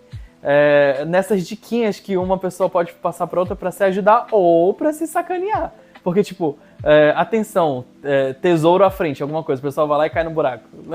Cara, é um multiplayer que pode ser cooperativo ou bem sacana, na verdade. Então, mas é aí que eu faço um paralelo, por exemplo, de Death Stranding e Dark Souls. São dois jogos, entre aspas, multiplayer, focados na colaboração. A diferença entre Death Stranding e Dark Souls é que Death Stranding não vai invocar literalmente um cara pro seu mundo para te ajudar a passar as adversidades. Mas são multiplayers tímidos, por assim dizer. São multiplayers que são pensados para um povo que tem problema de fato em comunicação. O asiático tem problema em comunicação. Ele tem uma dificuldade fodida de socializar. É engraçado você falar isso porque eu trabalho numa empresa japonesa, né? E realmente, cara, tu sente que eles são um pouco mais fechadinhos ali na deles. Tanto que eu aprendi estudando japonês, eu comecei a estudar japonês, que, por exemplo, quando você vai perguntar se um japonês tá bem, você pergunta alguém que desu ka? Tipo, você tá bem? Mano, existe essa pergunta, mas ninguém tá nem aí. Eles não querem saber se o outro tá bem, eles não perguntam. É como tu fala, eles realmente são muito fechadinhos. Eu acho que o Dark Souls ter criado essa parada deve ter dado uma nova perspectiva pros gamers de lá, né, velho? Então, realmente é uma nova mecânica, uma nova perspectiva que é, sim, muito fora da caixinha, cara. É isso aí, cara. Bloco 5, jogos que surpreenderam do nada. E, cara, eu vou deixar você, eu não acho que tem um jogo pensado de cabeça pra dizer agora na ponta da língua. Bom, como eu também não teria, eu já fui precavido e já deixei listado, né? Eu acho assim, cara, o Alan Wake 2, ele é um jogo que ele me surpreendeu muito do nada em alguns momentos. Um momento que me surpreendeu muito do nada, um momento não, mas uma mecânica dele, foi como ele aprendeu a usar bem o SSD, cara. Como foi um jogo que ele abraçou a nova geração. O Alan Wake 2 ele seria impossível na geração anterior. A gente tem da saga Anderson, a gente tem o lugar mental, e o Alan a gente tem a sala do escritor. Quando você aperta o touchpad do PlayStation, não sei como é no Xbox, mas tipo, você consegue mudar muito rápido pra essa sala. Ele te muda de contexto. Tu tá num contexto completamente assustador, você aperta no meio do botão ou do controle, no touchpad, e ele te muda para um contexto completamente diferente. Eu acho isso muito fora da caixinha, porque eu não tinha visto assim um jogo que ele tinha explorado realmente o SSD de uma forma que ele muda a tua perspectiva, sabe? Do nada. Assim, na questão de mecânica, eu acho assim, fora da caixinha você conseguir explorar o SSD do game. Mas assim, cara, não tem como não citar... cara, tu tá lá, como se fosse o mundo invertido de Stranger Things, né? O lugar obscuro lá.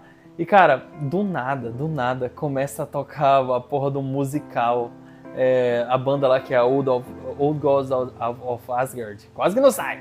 Old Gods of Asgard começa a tocar lá um musical, contando mais ou menos a história do Alan. Uma música que foi composta pro jogo. E não é uma parada que te tira, não te tira do clima de terror. Por quê? Porque é bizarro, cara. Tu tá lá naquela situação, aquele monte de monstro esquisito vindo pra cima de ti e a música, o pau quebrando lá, a música tocando. Eu acho isso muito surpreendente. É uma parada que me surpreendeu do nada. Tu não tem, cara, nenhum jogo assim que te tirou, assim, meu Deus, que loucura. Me surpreendeu muito isso aqui, do nada. Quando você inicia um jogo, o que você, assim, é instinto você fazer? Explorar e entender as mecânicas iniciais, pra mim é isso. E olhar pra água, ver se a água é realista, né? Isso é coisa minha. Sim, eu formulei a pergunta errado. Quando você tá jogando um jogo, beleza, a sua ideia é terminar, certo? Sim. E quando terminar é a pior opção possível? Oxi, não, isso foi diferenciado. Eu não faço ideia do que tu tá falando. Não faço ideia de que jogo você tá. Eu tô falando de Spec Ops The Line. Eu já imagino por quê. Mas eu nunca joguei, eu só ouvi falar. Conte.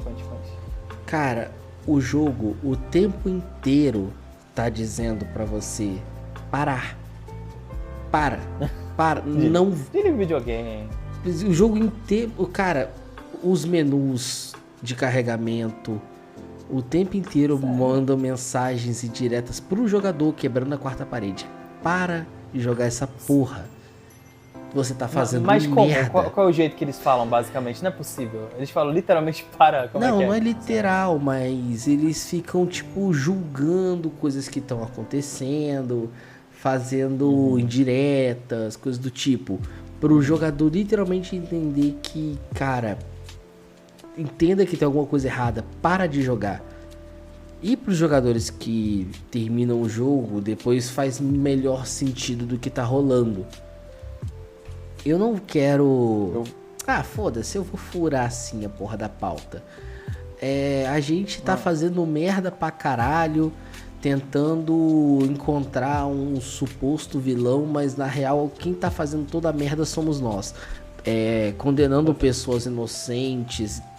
Cara, a cena do fósforo branco, a gente mata um acampamento inteiro de soldados e pessoas feridas por pira do personagem achar que todo mundo ali era inimigo e era um acampamento inimigo.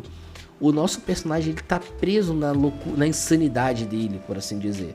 Então, eu já ouvi falar que ele é meio biloteteia, né? Então, quanto mais você continua a jogar, muito mais merda o personagem faz até descobrir de fato a verdade do que tá acontecendo e já é tarde. A merda já tá toda feita. Porra, isso é surpreendente. É o plotão aquele que tu fica, meu Deus, que merda acabo de fazer? Eu já ouvi falar, já vi esse jogo em algumas listas de youtubers e eu já ouvi falar que essa cena do fósforo branco realmente é sacanagem. O que ela faz de você. Cara, é extremamente pesado. Os seus companions passam a te questionar a partir dali. E... porra, eu não sei explicar Spec Ops The Line exatamente, mas é isso, cara. É um jogo que ele tenta te dizer pra você parar, enquanto a gente tá acostumado a ficar nesse esquema de ir até o final, até a última consequência. Nossa, que loucura, mano. Eu já ouvi assim, falar que é impactante, realmente, assim... O final, assim, que tu olha assim pra trás e fala, meu Deus, que bosta que eu fiz. Outro jogo que eu citei, assim, foi o Spore. O Spore, que ele é um jogo querido por muita gente, né? Que é um jogo, assim, que ele surpreende por quê? Por conta da mudança de dinâmica de gameplay, né, cara? Tu começa ali criando a ideia do seu bichinho, da sua criatura, né? Você começa ali um jogo celular, onde você vai... Celular que eu digo é a nível celular, né? Que você começa ali alimentando o bichinho, evoluindo ali devagar. E, cara, quando tu chega mais pra frente, ele vira um jogo de gerenciamento de civilização mesmo, né, cara? Um jogo, assim, que rompe completamente a expectativa que tu tem dele no começo, assim. Que parece que é só que tu vai cuidar de um bichinho e quando tu vê, tu tá acasalando os bichos, tu tá criando uma nova civilização, definindo dialeto, sabe? Assim, um jogo que eu acho loucura. Tu já chegou a jogar o Spore? Cara, joguei. Só que Spore, meu caso com Spore é parecido com o meu caso com Legend of Zelda Breath of the Wild. Jogo um pouquinho, paro, jogo um pouquinho, paro, jogo um pouquinho, paro. E toda vez que eu vou jogar de novo, eu acabo fazendo um novo save. Como tu consegue, cara. Como tu consegue parar de jogar Zelda Breath of the Wild, cara? Que, cara, pra mim foi impossível parar, assim. Quando eu joguei, assim, foi pau enfiado, pau e água direto, assim. Loucura, assim. Joguei demais essa porra. Cara, meu relacionamento com Breath of the Wild é complicado e eu realmente quero levar esse jogo até o final. Eu tenho que fazer isso. Faça isso, por favor. Faça Eu não tenho nem como dar uma desculpa plausível de é porque tal coisa. Não, é só porque eu tenho TDAH pra jogo mesmo. É tipo o Chuck, tá ligado? O Chuck, ele não para num jogo, pelo amor de Deus. Ele começa a jogar um aqui, semana que vem ele tá em outro, e eu nunca ouvi falar que o Chuck zerou um jogo fora Homem-Aranha 2. Impressionante. Eu tô chegando nesse nível, cara.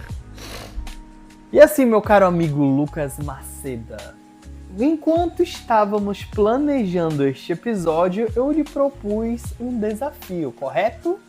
E esse desafio, cara, eu acho assim que esse vai ser um dos pontos mais divertidos de fazer esse episódio, cara. Na hora que eu tive essa ideia, eu olhei assim e falei, pô, cara, isso vai ser muito legal de fazer, porque é uma parada que vai... Porra, a gente tem que bater a cachola na cabeça pra espremer ideia, né? Então, meu querido amigo, nós temos um desafio. Qual é o desafio? Eu desafiei ontem à noite, meu querido Luke, a criar um jogo que pra ele seria fora da caixinha. Ao decorrer do dia hoje, ele falou, criei aqui, já tenho uma ideia. Mais cedo ele falou que ninguém ia querer jogar esse jogo dele. Ele me criou assim, uma expectativa absurda de por que ninguém vai querer jogar esse jogo dele, porque vai ser muito difícil. Tanto que, cara, meu desafio pra você é esse.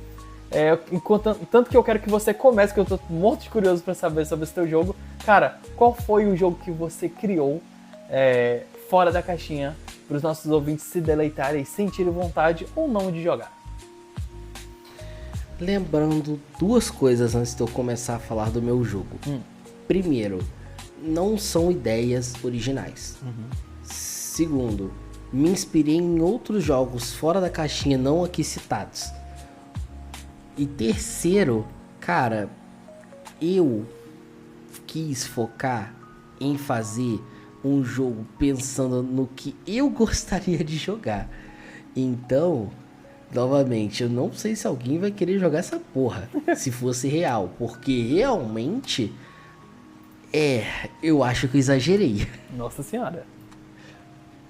Cara, seguinte, o nome do meu jogo se chamaria Despair. Literalmente o nome do meu jogo se chama Desespero. E tem uma razão pra isso. Terror?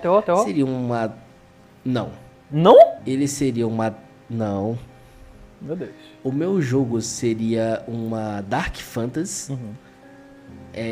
Pra quem já tá habituado, estilo Dark Souls, estilo Berserk, afins, literalmente Dark Fantasy, fantasia obscura, medieval com desgraça acontecendo.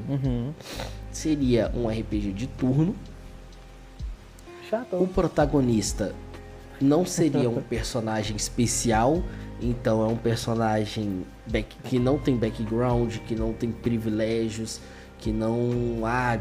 ele é o herói escolhido. Nada disso. Ele é um camponês qualquer, ou sei lá, poderia ser criado pelo próprio jogador para escolher atributos e afins. Porém, eu não abordaria o conceito de níveis, nível 1, nível 2, nível 3. Não, você é ninguém. Lembre-se, você não tem experiência de combate. Então, os níveis, você só ia melhorar de nível no jogo de acordo com a quantidade de lutas que você fez. Ou seja, o personagem ia ter literalmente ele iria subir de nível de acordo com experiências reais. Ele ia começar um merda segurando uma espada que não tem mão firme, que erra golpe pra caralho, e você poderia até tomar um game over ali depois que você vê os outros itens da lista. Seguindo aqui, o combate seria mega injusto, porque É pra ser difícil mesmo, então teria uma probabilidade calculada ali de quanto que você vai tomar de dano e de acordo com a região de onde acertar o golpe.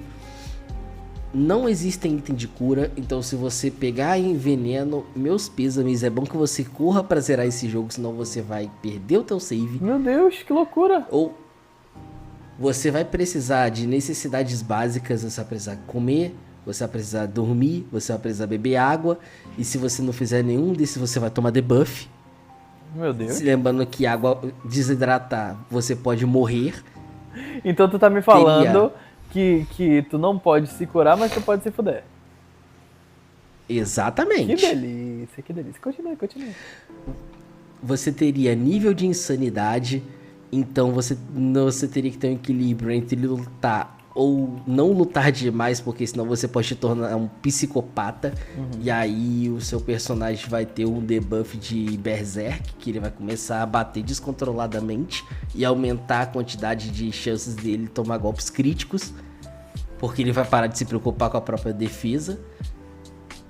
Você pode ter companions, mas normalmente se você não é ninguém, então seus companions também não são grandes merdas, são pessoas que você pode recrutar, porém, eles têm permadeath, então Phoenix Down, coisa do tipo, isso aqui não existe. Morreu. Cara, pra que tu ia querer jogar uma porra dessa, velho? Isso é sofrimento puro. Ele teria sistema de dia e noite, sendo que se você inventar de caminhar durante a noite, os inimigos são mais fortes do que durante o dia. Por quê? Ele teria limite. Hã? Por quê? Porque à noite eles têm vantagem estratégica, filho. Sei lá, um lobo pode te matar, porra. Você consegue ver um lobo no escuro? O lobo consegue te farejar. Sim. Você sair, sei lá, com uma tocha, os inimigos podem te ver. Até você ver eles, você morreu. Você teria limite de dias para finalizar, então você teria que ter um equilíbrio entre avançar para poder progredir na história ou explorar. Você teria horários de eventos com limites. Por exemplo, tá acontecendo, sei lá, uma luta em algum lugar e vamos supor que você quisesse ajudar esse NPC nessa quest. Se você não chegar a tempo lá, pode ser que você perdeu esse NPC e ele é permadeath também. Você só poderia salvar o jogo durante os acampamentos à noite, quando você fosse descansar. Ou seja, se você morrer durante o dia 3, você vai voltar pro início do dia 3. Meu Deus do céu, que loucura. E durante o momento do acampamento você teria uma probabilidade pequena, que seria medida de acordo com um cálculo, de seu acampamento ser invadido enquanto você estivesse dormindo. E então você pode tomar um game over. Cara, dormindo, do Neida, sem controle, você não tem controle sobre o que tá acontecendo. Sim. Que loucura, meu. Cara, eu entendi o nome do jogo, tá? Só pra deixar claro, eu entendi. Entendi porque que é desespero. Então, e aí a história seria sobre uma praga que tá deixando as pessoas doentes. Então todo o ambiente que você for andando durante a jornada, você vai ver pessoas morrendo, estilo a Plague Tale mesmo, a cidade toda fodida, toda fantasma. E a história é basicamente o protagonista parte numa jornada para destruir a fonte da praga, que seria uma espécie de invocação demoníaca de um culto sinistro.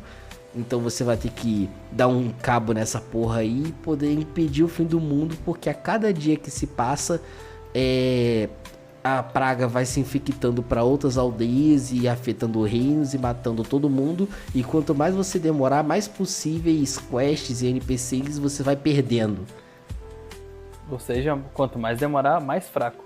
E se tu se apressar demais, tu também vai se ferrar. Ou seja, tu tem que acertar o timing certo de fazer as coisas. Exatamente. É praticamente um jogo que vai te forçar a calcular cada passo que você dá. Você vai ter que pensar em cada quest que você vai fazer. cada item que vai consumir e se cada batalha que você vai entrar compensa ou não. Meu Deus. Ah, esqueci de citar uma coisa. Tem sistema de... Ai, Jesus, tem sistema de... Não é decapitação não, decapitar é cortar a cabeça. Mutilação. Quando você perde um membro? Mutilação. Isso, tem sistema de mutilação. E não tem cura. Perdeu um braço, perdeu um braço. Perdeu uma perna, vai mancando até o final do Que jogo. loucura, isso me lembra um jogo que se chamava Never Die, eu acho, Never Dead, alguma coisa assim antigamente. Que é um cara que ele nunca morria, mas ele ficava mutilado e você tinha que jogar com o jeito que o corpo dele ficava. Exatamente, eu sei, é Never Dead mesmo o nome desse jogo. Se não me engano, tem até uma música do Megadeth nesse jogo. Mentira. Sério? Tem, porra. Sério, Maneiro. pode pesquisar depois. Mas é isso, cara. Agora eu quero saber do seu joguinho. Cara, assim, talvez o meu jogo ele faça as pessoas quererem jogar, viu? Porque assim, o teu eu não jogaria, tá? Já sofro demais na minha vida normal pra querer sofrer tanto assim. Mas assim, eu imagino que o teu game ele poderia ser tendência entre youtubers hardcore, sabe? Gente, assim, querendo se provar mesmo pra superar o teu jogo. Eu acho que, porra... Tem um jogo que eu me baseei muito nisso, nessa ideia, que se chama Fear and Hunger. Ele é bem famoso nesse meio de jogos hardcore também. Me baseei em outro jogo que eu não te mandei, chamado Outward. Que ele é um jogo também que eu que peguei essa ideia dele de você não é um cara especial, você é um Zé Ninguém partindo numa jornada. Eu me espelhei muito nesses jogos difíceis e é porque é um gênero que eu gosto, cara. Eu gosto de jogo narrativo, mas eu gosto de jogo difícil também. Eu gosto desses jogos fora da caixa no sentido de, dificuldade é só o inimigo bater forte. Não, dificuldade também pode ser você pensar em estratégias para lidar com certas situações. Por isso que eu amo jogo de turno. E por isso que eu pego tanto no pé da galera que... jogo de turno é coisa do passado. Jogo de hoje em dia tem que ser action RPG. Cara, tá. Tipo, você perde uma camada enorme de estratégia em prol de mexer botão. Porra, tipo, pelo amor de Deus. Mas desculpa, cara, eu puxei muito pro meu lado aqui e eu acabei te interrompendo de falar do teu game. Nada. Isso aí é adições totalmente preciosas para os meus ouvidos. O tanto que eu estiver ouvindo sua voz, eu estou feliz. Vim. Que isso, cara. Para, assim eu vou te pedir namoro, porra. Ai, que delícia. Carlos Whisper, por favor. Mano, seguinte. Nós aqui do norte do Brasil, nós temos muito orgulho de ser daqui. A gente tem muito orgulho da nossa cultura. Cara, eu tenho muito orgulho da minha cultura. Então nada mais legal, nada mais justo de que eu tirar um jogo dessa cultura. Da cultura amazonense, da cultura nortista do Brasil. Então assim, o nome do meu jogo é Biomancer. Tá, é um jogo em inglês, o nome em inglês, mas seria mais para aquele lance de universalizar, certo? Para ficar mais fácil de compreender. Biomancer, Awakening Terra. O que é um Biomancer? Tu já tira assim, um necromante. O que é um necromancer? Necromancer é um cara que ele controla os mortos. Nesse caso, Biomancer, ele seria um cara que ele tem ali parte com a biologia, parte com a natureza, sabe? Parte com tudo que é natural, digamos assim. E isso é uma coisa muito forte aqui da nossa região, a questão da natureza. Então, assim, basicamente, ele é um jogo de revolta, é um jogo de reação. Então, a lore basicamente é o seguinte... o mundo, ele tá... cara, ele poderia tranquilamente se passar no mundo de hoje em dia, na sociedade que a gente vive, tá? O mundo, ele tá sendo cada vez mais destruído. A floresta amazônica está sendo desmatada. Tá tudo indo pro caralho, e eu não diria lentamente não, viu? Tá tudo indo pro caralho bem rápido. Mas nesse contexto do meu game, a gente ia estar numa realidade onde os indígenas, os povos indígenas daqui da Amazônia, eles estavam há muito tempo tentando se conectar com a magia da floresta. Eu não sei se você sabe, se nossos ouvintes sabem, provavelmente sim, mas os nossos indígenas daqui do Amazonas, eles têm muito uma conexão espiritual com a Amazônia, questão de seres ancestrais, de entidades que eles alegam conhecer, que eles alegam que são espíritos que regem a nossa natureza. Então assim, o que acontece? Grandes corporações, como realmente tem acontecido, grandes governos, estão destruindo o nosso sistema natural, né? Destruindo as florestas, poluindo os mares, os rios, no nosso caso aqui no Amazonas, né? E os indígenas, por todo esse tempo, eles estavam se fortalecendo e se conectando com essa energia espiritual, com a natureza. E assim, o que eu acho muito fora da caixinha nessa parte em si, é a cultura. Se você for observar, as pessoas não ligam muito para explorar a cultura daqui da nossa região, que é uma cultura extremamente rica, cara. O Amazonas ele tem muito essa riqueza.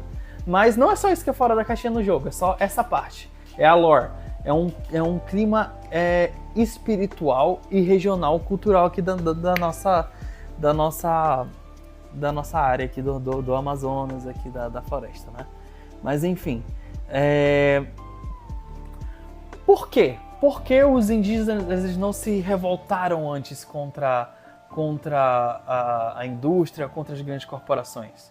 Porque eles realmente estavam nesse momento de se conectar cada vez mais com a natureza, até que eles conseguissem despertar esses espíritos antigos para trabalharem junto deles para a proteção do nosso planeta. Por isso que o jogo é Biomancer, eles são biomantes, eles são pessoas que tiram os seus poderes da natureza. Awakening Terra é o momento em que a Terra despertou, é o momento em que os indígenas conseguiram se conectar com os espíritos antigos e finalmente fazer uma rebelião contra esse sistema opressor de destruição da nossa natureza, do nosso ecossistema. Tá, tendo contado a lore, o que acontece? O nosso personagem principal ia ser realmente um indígena, um indígena qualquer lá da aldeia, não pensei em um background para ele, mas ao ter se conectado com os espíritos da natureza, você agora consegue tirar da terra e da natureza os seus poderes. Você tem assim, ele tem todo aquele lance de arco e flecha, de lança e combate corporal. Sim, eles têm isso. Porém, quanto mais próximo de um determinado bioma, você consegue tirar a sua energia mágica daquele bioma. Por exemplo, você tá num lugar assim mais pantanoso, que são os manguezais, esse tipo de coisa. Você consegue controlar aquele ambiente, os animais daquele ambiente. Por exemplo, ele é um terreno com mais água, ou seja, você consegue criar uma neblina que vai cegar os inimigos. Você consegue controlar aqueles animais daquele ambiente para atacar os seus inimigos como uma espécie de summons. Então, assim, o objetivo do povo indígena é reconectar a Terra, ou seja, destruir essas grandes corporações, como mais ou menos é ali em Final Fantasy VII, sabe? Que eles estão querendo prevenir a Terra de ser destruída por conta daquelas corporações que estão explorando ali a energia da Terra, né? É basicamente isso. Você vai tirar a força do bioma. Então, assim, tu tá no meio da floresta fechada, tu consegue invocar os galhos, os cipós, as árvores para prender os inimigos, para você aí poder usar o seu arco e flecha, a sua lança para poder atacar eles. se você vai começar a adentrar uma área de cidade, você não está perto desses biomas, então você precisa construir totens, construir assentamentos e fazer alguns rituais espirituais para conseguir invocar realmente esses espíritos para conseguir te ajudar no meio de um combate mais em terra. Qual é que é a situação? Realmente é um jogo assim, onde várias pessoas comuns iam acabar morrendo, né? Porém, o jogo seria mais focado não em matar exatamente, é um combate mais de neutralizar, parecido com o teu nesse caso. Mas claro que ia acabar morrendo. Mas assim, o objetivo deles não é matar, não é colocar o mundo em guerra, apesar de isso ser uma consequência, mas reconectar o mundo mesmo. Na floresta, a gente ia conseguir se camuflar, as raízes iam responder o chamado para prender os inimigos. Nos igapós, a magia ia se espalhar pela água, permitindo controlar o ambiente com armadilha, com a neblina, como eu falei. Nos campos abertos, eles iam conseguir controlar o vento com a ajuda dos espíritos e criaturas de invocação também. E por falar em criaturas, eu não sei se você sabe, eu não tô te chamando de ignorante, mas eu não sei o teu nível de conhecimento sobre a nossa área aqui. Mas assim, a gente tem muitas lendas sobre criaturas que vivem na floresta, que elas ajudam a coordenar o ecossistema ou só vivem lá mesmo. Por exemplo, o boitatá. O boitatá, ele é como se fosse um espírito flamejante, é quase que um... Cara, é muito difícil explicar a aparência do boitatá, mas é basicamente isso. A cabeça dele pega fogo, ele é uma cobra, ele tem um formato de uma cobra flamejante, basicamente. Eu acho que é o jeito mais fácil de falar isso. Só que não é exatamente uma cobra, ele é uma cobra que pega fogo. Então imagina, tu conseguir fazer esse summon pra ela te ajudar a destruir tropas, assim, dos inimigos. O curupira, ele ia te ajudar a confundir as tropas com os pés dele que são invertidos, né? A Yara, que é a mãe d'água, ela ia ajudar na cura das tropas indígenas, ia ajudar a inundar as cidades para você conseguir usar os animais aquáticos para conseguir dominar as áreas, enfim. E tem um que eu considero extremamente interessante, que é o Mapinguari. Ele é um monstro gigantesco, cara. Ele é quase como se fosse um ciclope. Não é exatamente isso não, mas tem uma boca gigantesca. Ele é despertado... Sabe em Final Fantasy, quando você desperta aquele summon gigantesco aqui no momento que tá na merda? O Mapinguari é esse, ele é o summon fodão. Pra chegar ali e dar aquele hit kill ali quando tu já tá na merda. Eles não são convocados em jogos comuns, eles têm que ser conquistados, ou seja, você tem que entrar na área deles, restaurar os santuários deles, entender a história e provar que eles estão em harmonia pra se aliar a gente pra salvar o mundo, né, cara? Então assim, ele é um jogo de conquista, de reconstrução. Tu não destrói a cidade, tu não vai pra destruir, tu vai pra transformar. Tu cria a zona de equilíbrio, tipo, em espaços urbanos, novas aldeias, sabe, tecnológicas. Então assim, a ideia dos índios é criar como se fosse uma Wakanda, tá ligado? Um equilíbrio entre a natureza e não tirando toda a tecnologia da cidade, mas tentando destruir toda essa ganância que as pessoas iam ter. Então, cara, eu acho que o grande ponto alto fora da caixinha desse jogo é tanto a lore, né, que porra, eu não vejo isso em lugar nenhum, mas tanto o poder dos biomas. É como se os índios eles acabassem sendo dobradores assim, do Avatar de biomas. Eu acho, cara, que ia ser uma parada assim absurda. Depois a gente vai postar no nosso Instagram as capas que a gente pediu, assim, a gente botou os prompts nas IAs e fez algumas edições, né, pra gente ter a capa desses jogos, cara. Eu acho que vai ser espetacular. Cara, tu jogaria esse meu jogo? Cara, eu não palpitei nada, deixei você terminar de falar, mas, meu amigo, é óbvio que eu jogaria esse Final Fantasy Brasil 7, 17, não sei o que, remake, rebirth, a porra toda. Com certeza. Cara, eu acho muito, muito fora da caixa, muito diferenciado, assim. Ele tem aquelas mecânicas, como tu fala, né? Porque nada se cria, tudo se copia, basicamente. Mas, cara, eu acho, assim, que é um bocado diferente. Você conseguiu criar uma ideia diferenciada e ainda conseguiu meter uma representação brasileira no seu game. Hoje em dia, a gente vê muito jogo brasileiro que foda-se o folclore brasileiro.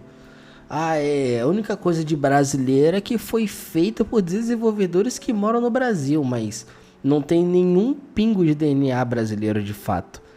Já o seu jogo, ele adentra de fato a cultura brasileira e traz personagens folclóricos para gameplay. Não é só uma apresentação meia bomba para dizer que tem aí o personagem, foda-se. Isso que eu achei bem legal da sua ideia.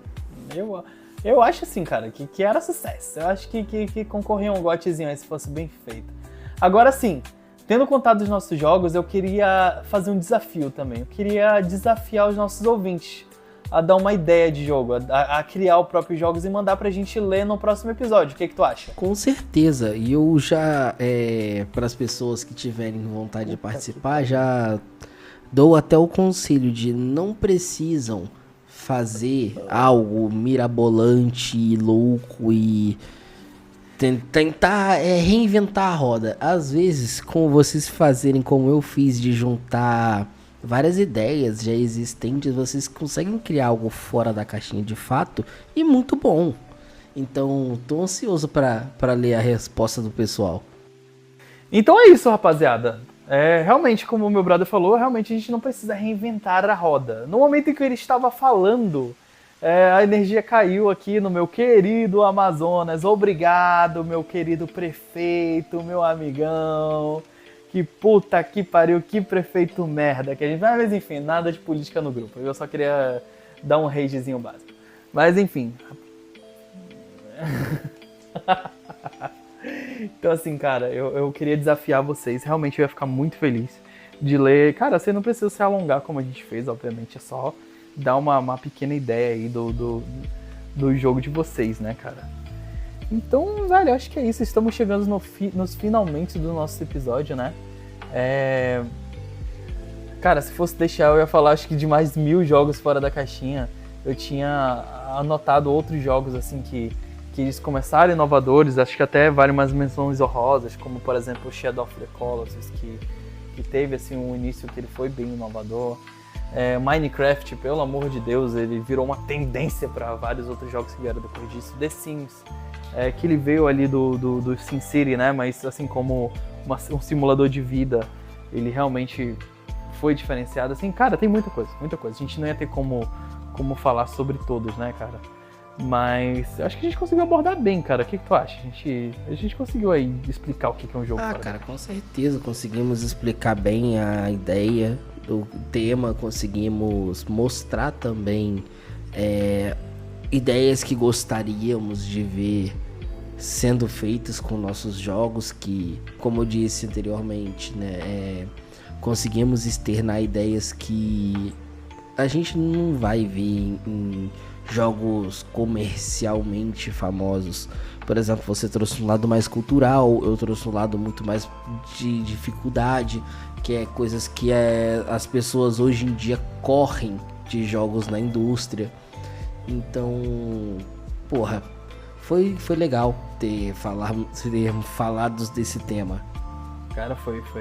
Cara, assim, porque é uma parada que a gente começa falando assim, porque é meio que muito difícil a gente definir a princípio o que é um jogo fora da caixinha e o que não é. A gente pode até ter falado jogos que para algumas pessoas realmente eles estão dentro da caixinha, mas é porque a caixinha ela é uma ideia muito subjetiva, né, cara? É uma ideia ali de o que é a caixinha pra você, basicamente. Então, mas assim, cara, é tudo que... O jogo fora da caixinha é tudo que foge, ao que tu liga e que tu já espera. Que tu já espera dele tudo que vai acontecer. Nem que seja só aquele momento, que vale a pena de ser diferente, né? Exatamente. Opiniões sempre vão ser diferentes uma das outras e o conceito de caixinha não seria diferente. Então, é isso, Deixa também, para quem quiser, claro, né? Porque a gente já pediu até... A gente já exigiu da mentalidade de mais nossos ouvintes. Nossa, mentira, falando assim, parece que eu tô chamando vocês de burro. Mas abusamos da boa vontade de vocês, já pedindo pra colocar a ideia de jogos de vocês aqui também. Mas eu gostaria de ver opiniões de jogos fora da caixinha de vocês também. Coloquem abaixo quem quiser também compartilhar conosco algumas ideias que vocês têm de jogos que com certeza são fora desse padrão de mercado que temos hoje em dia. Sim, por favor, por favor. E a gente vai ficar muito feliz em ler comentários no próximo episódio. A gente ainda não fez isso, né, cara? A gente ainda não chamou a galera pra comentar realmente, pra gente começar a interagir mais. Eu acho que é muito importante. Esses putos não comenta, cara. Esses canalha não comenta, fala que gosta da gente, mas não comenta. Esse bando de arrombado vão comentar agora. Vamos comentar agora porque eu vou ver vários deles pessoalmente e vou ameaçá-los de morte caso não façam, né? Pra quem não sabe, semana que vem estarei em São Paulo para acompanhar a Gamescom, meus parceiros. Não vou como um famoso, nem nada do tipo. Comprei meu ingresso, vou me endividar todo pra ir, mas eu acho assim, cara, que é uma coisa que vai ser a realização de um sonho. Vou trazer muita coisa aqui pro podcast que eu vou vivenciar lá. E vou obrigar a galera a comentar sim, meus parceiros. Sim. Aproveita que vai conseguir ver boa parte dos nossos ouvintes, já cola do lado deles, já pega o celular, ó, comenta essa porra. É isso mesmo. Espero que vocês tenham aproveitado, conseguido viajar um pouco nos jogos que a gente criou, né, Lusquinha? E convido vocês a continuar acompanhando a gente, né, cara? A gente tem uns planos para episódios futuros, muitos planos. Eu dou uma espremidinha aqui na cabeça, já sai um monte. E, por favor, dá as 5 estrelinhas pra gente aí no Spotify, pra gente ser bem avaliado. Segue a gente nas nossas redes sociais, é só procurar aí A Última Fogueira. Segundo o Lucas aí, a gente tem um outro A Última Fogueira, né, Lucas, aí no Instagram. Mas segundo ele, nós somos A Última Fogueira de verdade. No caso, A Última Fogueira Podcast. É porque o outro é A Última Fogueira, que é um canal de jogo. Que, pelo que eu vi, a página tá abandonada lá. Então pronto. E é isso, rapaziada. Eu vou pegar o meu beco, que amanhã de manhã cedinho estou aqui no meio da floresta amazônica, no Distrito Industrial de Manaus, trabalhando, porque eu ainda não fiquei rico, meu parceiro. Boa noite, meu brother. Boa noite, rapaziada. E eu fui, viu?